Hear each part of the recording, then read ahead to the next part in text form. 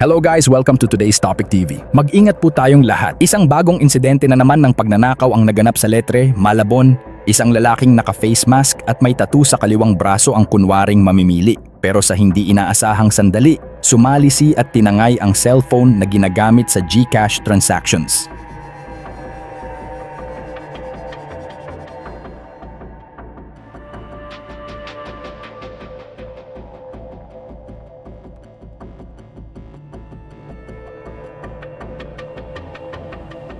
Pumasok ang lalaki sa loob ng tindahan habang nasa loob ang tindero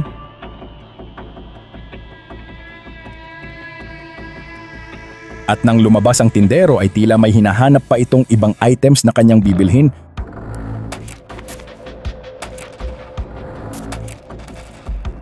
Muling bumalik ang tindero sa loob para kunin ito. Dito na sinamantala ng lalaki para kunin ang cellphone ng tindero.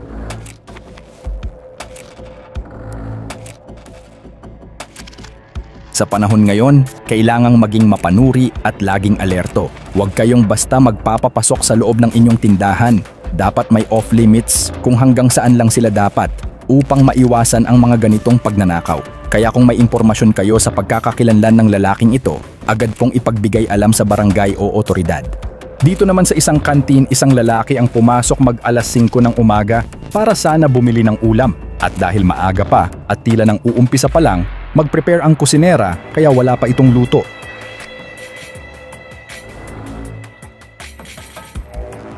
Paalis na sana ang lalaki nang mapansin nitong abala ang babae sa loob. Lakas loob nitong pinasok ang loob ng kantin.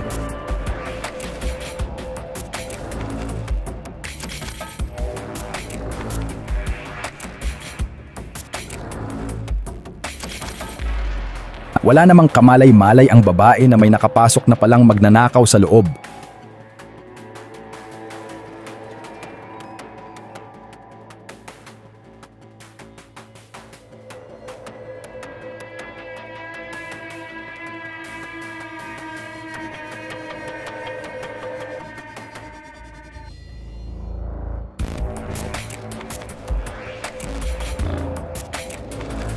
Isang cellphone at isang Bluetooth speaker ang nakuha ng kawatan. Nananawagan ang may-ari na kung sino man ang nakakakilala sa taong ito ay ipagbigay alam agad sa kanila.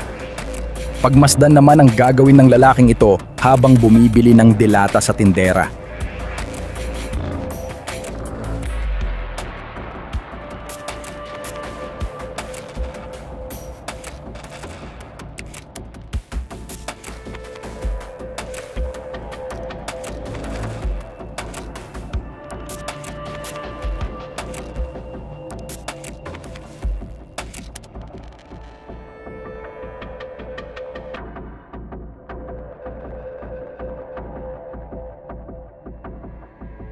Bumili pa ito kunwari ng mineral at habang nakatalikod ang tindera para kuhanin ito.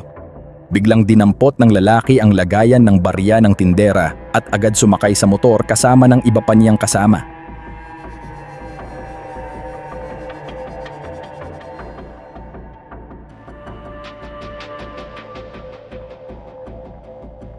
Dito naman sa isang kainan sa Cabuyao, Laguna, tangkang pagnanakaw din ang pakay ng tatlong lalaking ito mag-alas 3 ng madaling araw. Sa hitsura pa lang ng mga taong ito ay alam mo nang hindi gagawa ng maganda.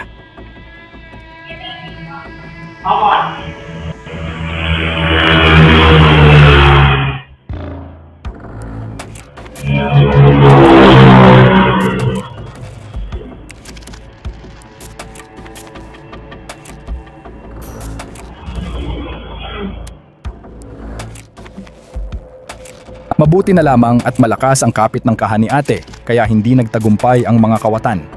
Ang natulad ng mga salarin sa video ay hindi lang nagdudulot ng takot, kundi problema at perwisyong pinansyal sa kanilang mga biktima. Kaya kung may impormasyon kayo sa pagkakakilanlan ng mga taong ito, agad pong ipagbigay alam sa barangay o otoridad.